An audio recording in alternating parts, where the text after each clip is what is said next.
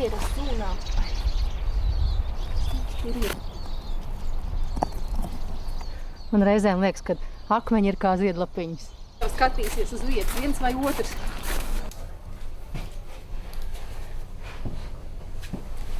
Bildēm it kā tā, ja viņš it kā, tas logu masa, tā kā, pret tām sienām tas ir sava, bet tad, kad kā tēlpa, tā ir skaists tēlpa.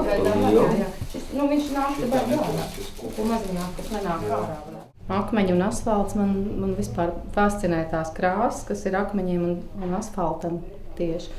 Viņš ir tāds skandināvisks, tur jau viss ir gatavs. Tur ir arī tas, kas man ir izstādē diezgan daudz, un bija arī vēl viena izstāde, kur bija tīrais asfalts, bet šeit ir tā kā vairāk, lai sajustu to pieskārienu tam asfaltam. Un tieši tās konkrētās fotogrāfijas ir par tas stāsts, ka asfalts sevī uzsūc visu mūsu tā kā vēsturi, tur viņš brūk ar laiku.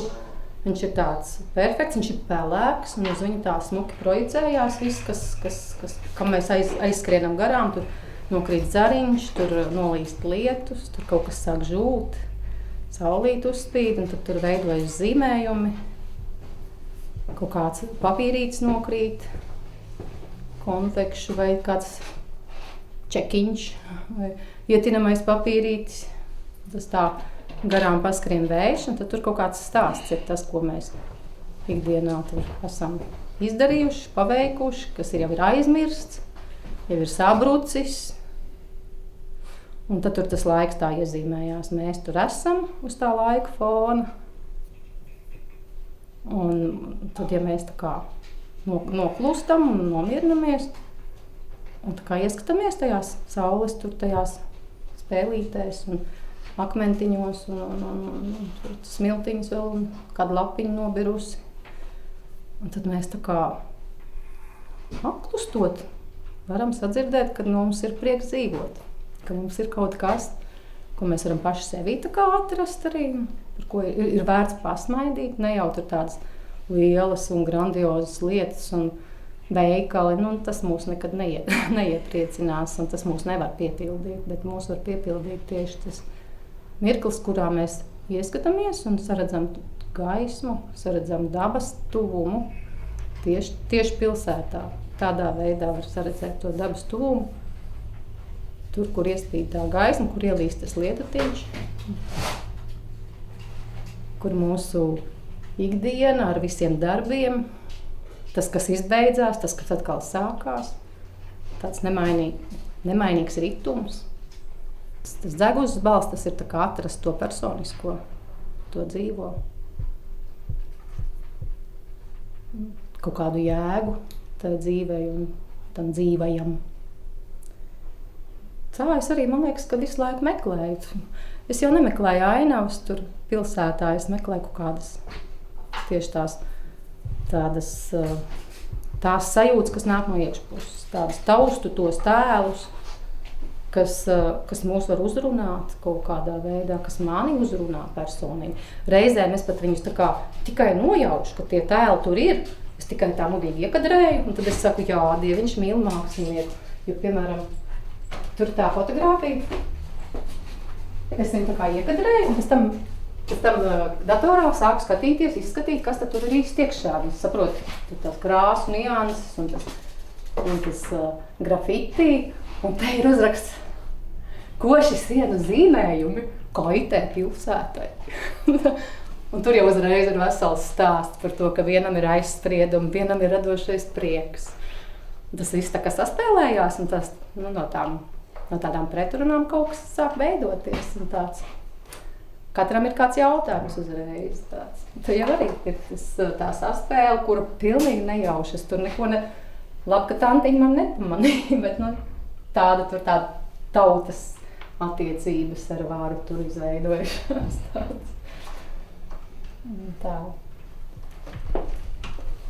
Bet šī ir tāda kičīgā siena, kur ir tieši tādas tekstuālas un tādas varbūt tādas košas un agresīvas tās sarunas. Rīga neklusē, te pati pa sevīm viņa neklusē, un es varu tikai paklusēt, jo tur Rīga runā. tieši tā, kā ir, es aizēju mājās un skatos, tas attēls arī jau ir tik daudz sagrabinājis, ja.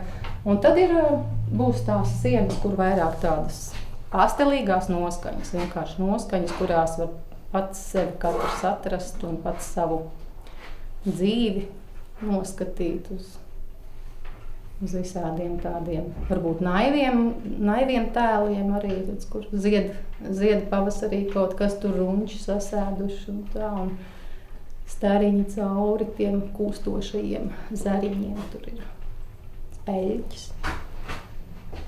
vārnas. Kāpēc tu raksti dzeju? Es vairs nerakstu. Jā. Dāca jautāja, es rakstu, es nerakstu vairs. Tas ir jaunības stāsts. Un arī, jā, kas izfiltrējās, bija ļoti daudz rakstīts, kas bija pilnīgi bezjēgā, man liekas, jau rakstīts. Bet tad es tā apkopoju. Tas jau arī bija tāds sevis analīze un savu izjūtu, izkliekšana, izsvīšana uz āru. Arī kaut kādi meklējumi un izjūtu tāds. Tas pats vien ir.